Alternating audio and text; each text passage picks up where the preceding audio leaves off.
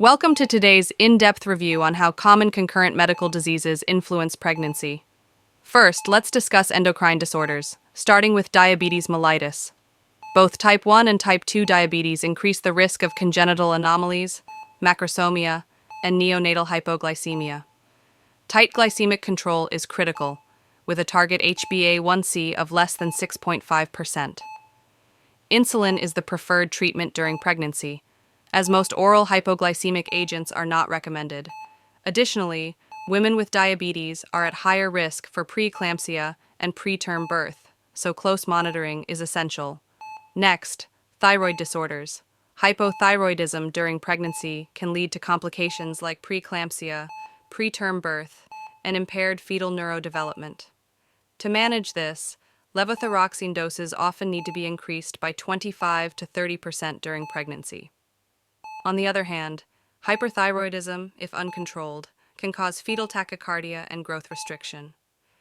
Propylthiouracil, or PTU, is the drug of choice in the first trimester, while methimazole is preferred in the second and third trimesters. Now let's move to cardiovascular disorders. Chronic hypertension is a common condition that increases the risk of superimposed preeclampsia, intrauterine growth restriction, and placental abruption. Safe antihypertensives like labetalol and nifedipine are recommended, but ACE inhibitors and ARBs must be avoided due to their teratogenic effects. For women with heart disease, pregnancy can be particularly challenging due to the increased cardiac output, which peaks between 28 and 34 weeks.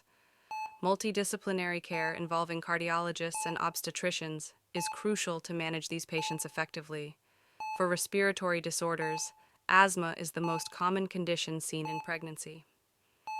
Poorly controlled asthma increases the risk of preterm birth and low birth weight. Inhaled corticosteroids are safe and effective for managing asthma during pregnancy, but systemic steroids should be avoided in the first trimester due to potential risks to the fetus. Now let's talk about autoimmune disorders. Systemic lupus erythematosus, or SLE, can flare during pregnancy and carries a risk of fetal heart block if the mother has anti-Ro SSA antibodies.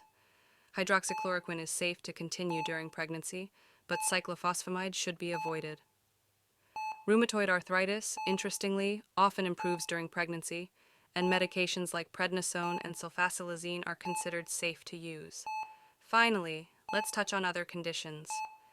Obesity is a growing concern and increases the risk of gestational diabetes, preeclampsia, and cesarean delivery.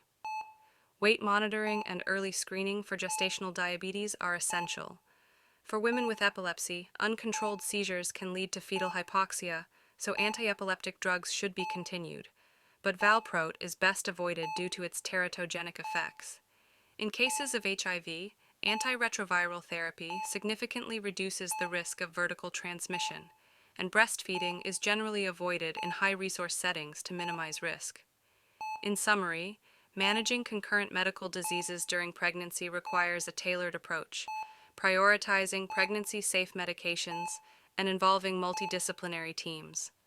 Preconception counseling is also vital to optimize outcomes. That's it for this detailed review. If you found this helpful, don't forget to support the channel. Thanks for listening, and stay tuned for more high-yield content.